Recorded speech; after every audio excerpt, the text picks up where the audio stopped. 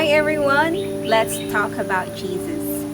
So usa na po di siya ka-opportunity no nga mapaduol ta sa Ginoo pinaagi sa iyang pulong o akong giampo nga naatay kasing-kasing nga nagtinguha gyud na personally makailata niya aron makabaton jud tag suod nga relasyon sa Ginoo nga mauna siyang tumong ani nga vlog ani nga atong ginabuhat karon muna siya ang goal na makailata sa Ginoo o personally makabaton jud tag suod nga relasyon sa Ginoo.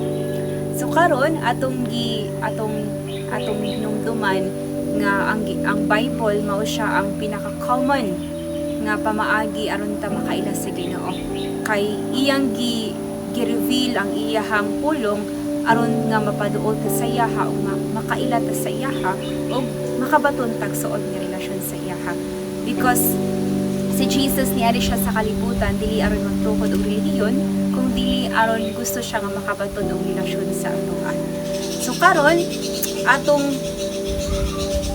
makatunan unsaon di ay pagbasa ang pulong sa Dios. Kay daghang mga tao ang nagbasa sa pulong sa Ginoo, nag-memorize sa pulong sa Ginoo, pero nahuman na nila og basa ang Word of God pero wala gihapon nila nakaplagan si Kristo. Or nag-memorize sila sa pulong sa Ginoo pero ang ilang kinabuhi murag wala gipuy-an og Ginoo. So kung ikaw manggod nakaila ka sa usa ka tawo or naka-witness ka sa usa ka tawo or ganahan ka sa usa ka tawo, ang imong kinabuhi kinsa imong gikauban-uban maupod ang matakdan pud ka. Manang giingon sa sayings nga tell me your friends are and I will tell you who you are. So if ikaw personally nakiguban ka ni Jesus pinaagi sa Word of God, dili gyud nimo mapugan ang imong kaugalingon nga matakdan ka sa kinaiya ni Jesus, masinati nimo ang kabag-uhan sa imong kinabuhi. So dihang nakiguban-uban ka ni Jesus pinaagi sa pulong sa Dios.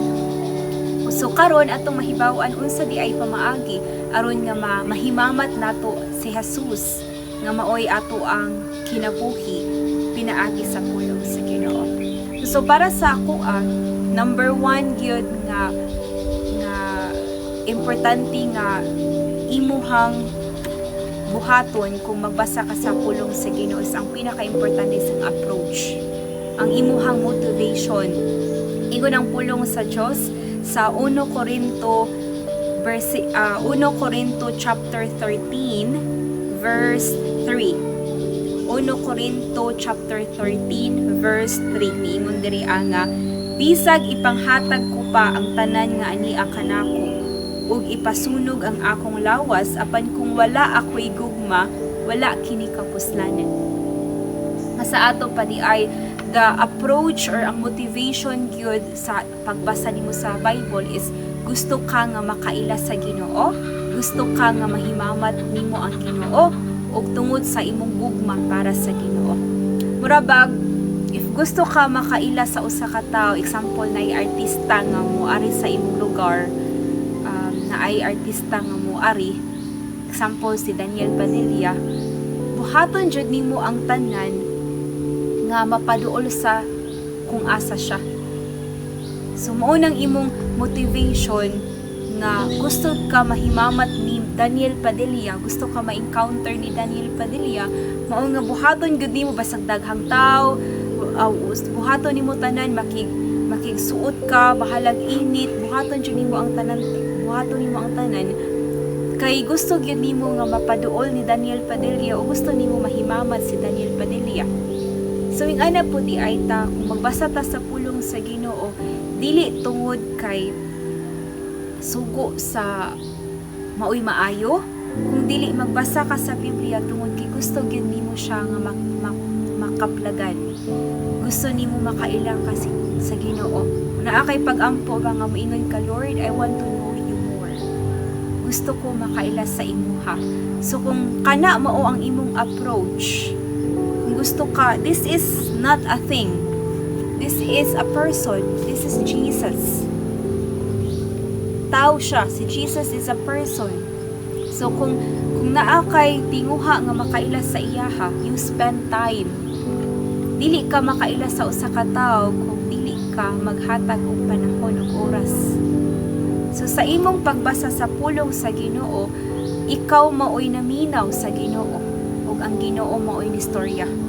Sa relationship man gud, para mo work ang relationship, naagyo na siya gitawag nga communication.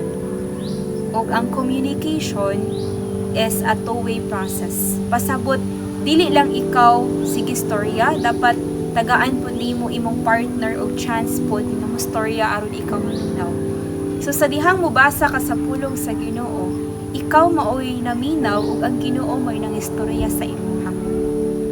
So mao na nga ang imong motivation sa imuhang sa pagbasa sa Biblia maoy pinaka-importante nga factor sa pagtuon sa pulong sa Dios. Gusto ba ka, nibasa ba ka kay gusto ka makailan niya? O nibasa ka kay maoy angay buhaton? Kay kung ang imong pagbasa mura kang nagbasa og comics, nagbasa ka mo mura kang nagbasa og libro nga sa eskwelahan, katugon jud ka. Pero kung imong una-unaoy nga si Jesus mo imong makaplagan, si Jesus mo ay rason nga nung nibasa ka, gusto nimo makaila pagyud sa iyaha, gusto nimo maila-ila pagyud siya, gusto nimo masuod sa iyaha.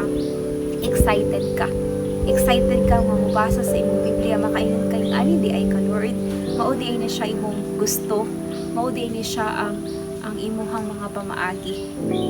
So mao na siya ang number 1 nga factor or dapat nimong hunahunaon ang motivation sa ang imong approach sa imong pagbasa sa Biblia. Nibasa ba ka kay maoy angay nga buhaton? Nibasa ba ka kay maoy ginabuhat pud sa uban? Nibasa ba ka tungod kay sugo ni pastor? Nibasa ba ka tungod kay sugo sa relihiyon? Or nibasa ba ka kay gusto gyud nimo makailan niya? So, i-check ang imong approach kung mubasa ka sa imong Biblia. I-check ang imong motivation nga nung mubasa ka.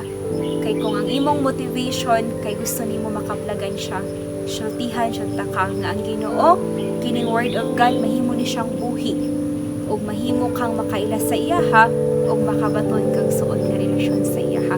Ug kasi mahitabo maka-addict ni siya. Mao ning maka-addict igsoon nga makaayo sa imuha. Kung ang imong approach gusto ka nga makaila gyud niya. Mao nga hindot kaayo kung atong i-check ang atong kasing-kasing. Mao na nga ato ang i-check karon ablihi imong Biblia o usaba ang imong approach. Na Lord, mubasa ko ani tungod kay gusto ko makailan niya. Gusto ko makasinati nimo. Gusto ko makita nga ikaw buhi ug ikaw tinuod nga maayo. Mao nang anta na akay nasabtan igsoon sa pagbasa unsaon pagbasa ang pulong sa Ginoo, and I pray nga ang imong kinabuhi will never be the same again ug makaplagan nimo si Kristo nga maoy tag-iya sa imuha. Dalaygon ang buhi nga Dios. Mao nga thank you kaayo sa inyong pagpaminaw, and let's talk about Jesus ug let's glorify Jesus tungod kay siya mao ang rason nga nung naa ka karon. God bless everyone. Shalom.